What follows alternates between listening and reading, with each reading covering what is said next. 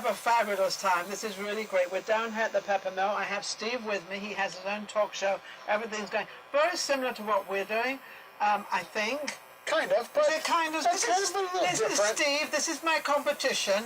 He's out there and he's doing all this film. He's got his own cameras flitting around here. He's got one over there, one there. I only have one camera. So I got a little bit of a competition going on here. Yes, because I have to work twice as hard to keep up with you. There you go, you see. He can't get it right with one camera. That's right. I need backups. She needs backups. Back me up. But it's great to have you on my show. Now, I did a show for you a few weeks ago. I haven't seen it yet, so, it's so funny because a lot of my guests say, where do I see the show? Where do I get the show? And our show's normally out after a couple of days, or the first day, or even sometimes we go live. It all depends. But you take a little bit of time. Why? I take a little bit of time because I'm one-man band, pretty much. I finally found Randy, who's helping me, who's back there with the other cameras, moving around behind there. Yeah. But it's just me, and I'm actually doing a minimum of 4 shows a week. So I do 3 talk shows, plus I do What Happened in Las Vegas today. Now, I'm going to ask you a question, because this to me would bother me. Okay. I'm going to tell you why. Because if you're doing 4 shows, are you doing them all great? Are they being delayed, or are they not getting to where you need them to get? And are you doing too many shows? No, we're not doing too many shows, because we do 3 a week on the talk show, on What Happened to the World. And those come out in progression of when we do them. So we're looking at a Tuesday, a Thursday, and a Saturday show. But it takes me a while to edit those.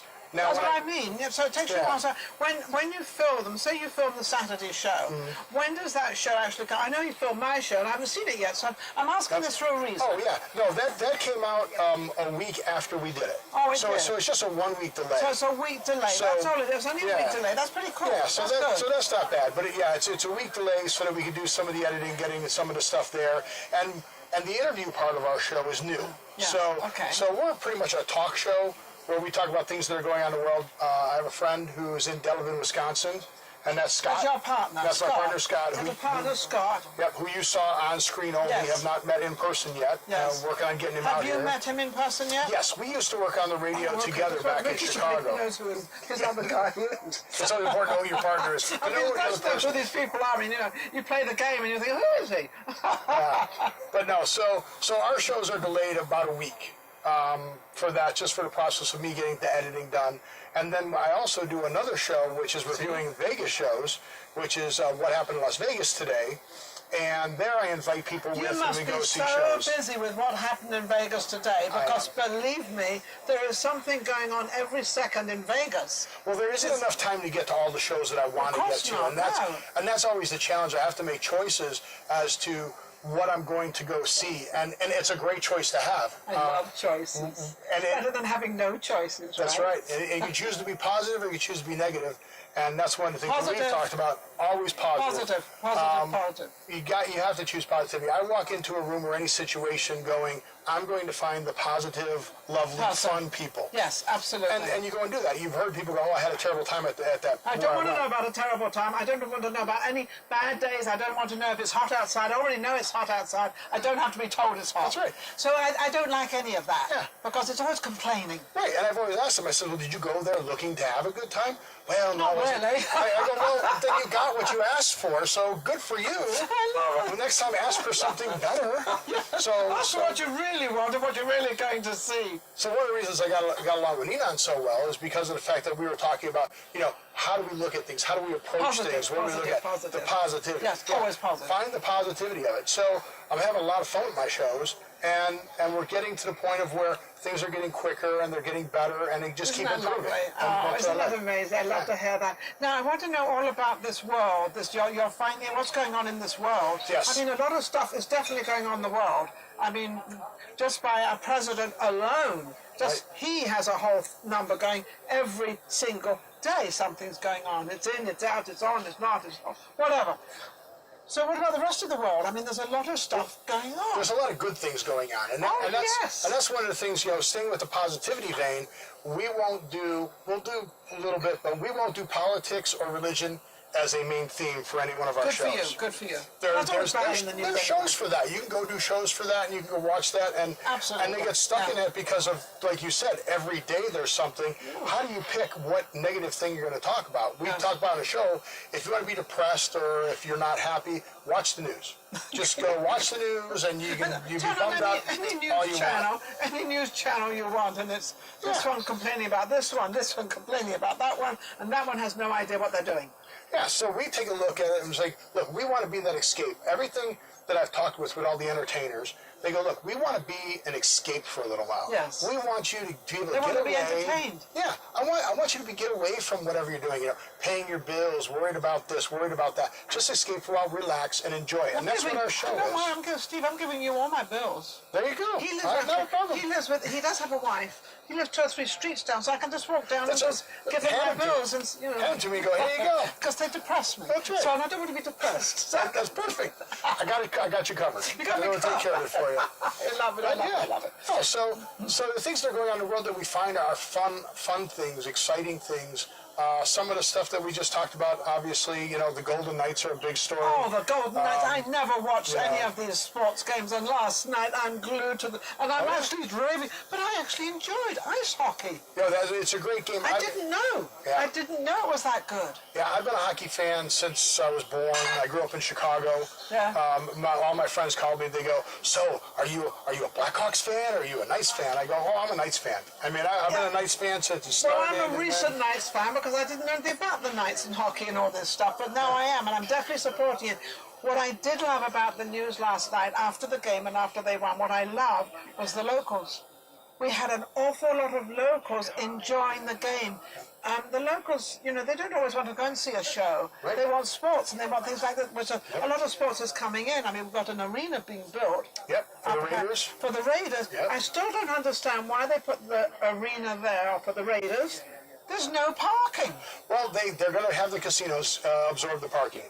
So they'll figure the people park at the casinos and walk across. The park at the casino is like $13 well, I guess they're going to waiver that. They'll figure it out. Well, that's back and forth, right? So one of the things is a lot of people who have not lived in Vegas their whole life. Vegas, you got free parking your whole life. It was free valet, it was free everything. They started charging for parking.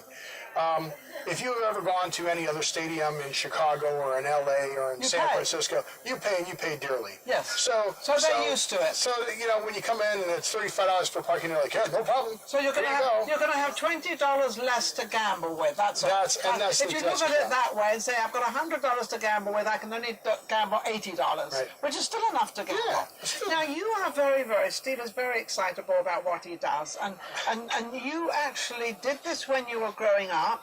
Yes. And then you stopped it. Yes, I did. Why did you stop something you really loved?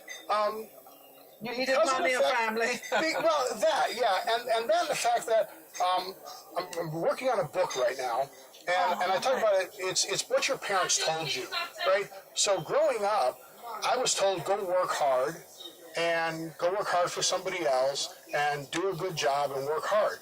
And I'm like, okay. The wife said that too. Go out and leave the house and make some money, bring money home. Right, go make money, go work hard for somebody else. So I got into that rut. I did that. And I said, you know what, the reason there's 1%ers in the nation and there's 99%ers is the 1%ers, they have a different conversation with their children. Yes. They tell them, I don't care what you do a good job at it, but own the business. Yes. Yes, own it.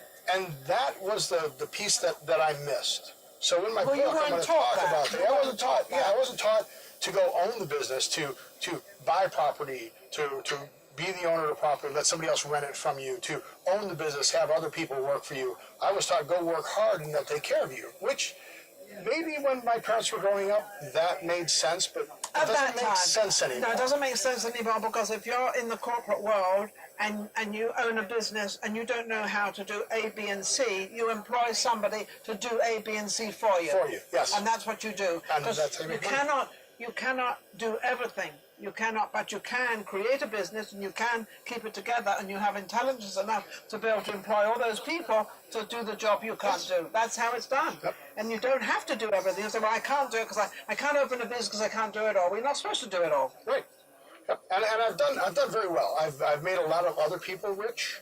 And I worked for some very big companies, and I said, you know what, if I can do it for them, I need to do it for myself. And Absolutely. kind of woke up and said, time for me to do it myself. So that's why I've started, whathappened.world and have all these different franchises where you have What Happened to Las Vegas Today. And how do they pay for themselves? Do you get sponsors, or how do you Well, do that? that's the cool part. So there's so many different ways to do it. This is what I'm going to learn. So I'm learning this. By I want my producer, and I want my director and my producer. Listen to what he's going to say. So sponsorship is a big one.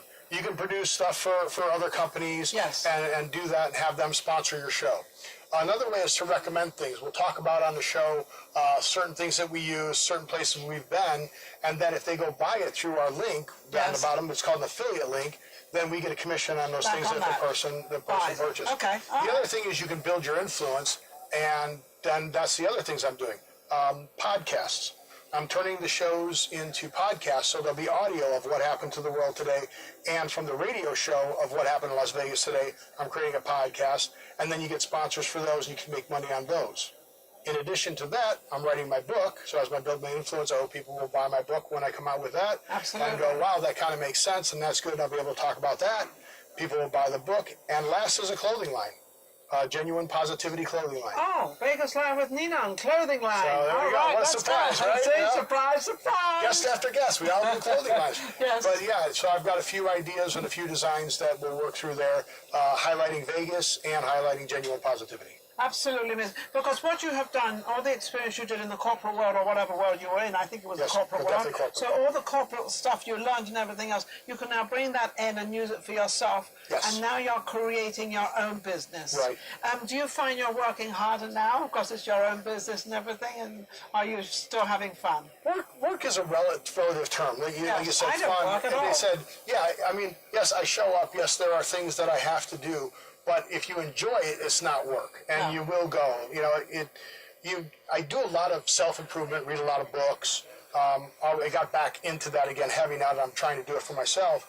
Yes. And one of the things was, if you wake up and don't want to wake up because you don't want to go do what you're doing, then you need to do something else. Then you've got to change it. Right? I love that.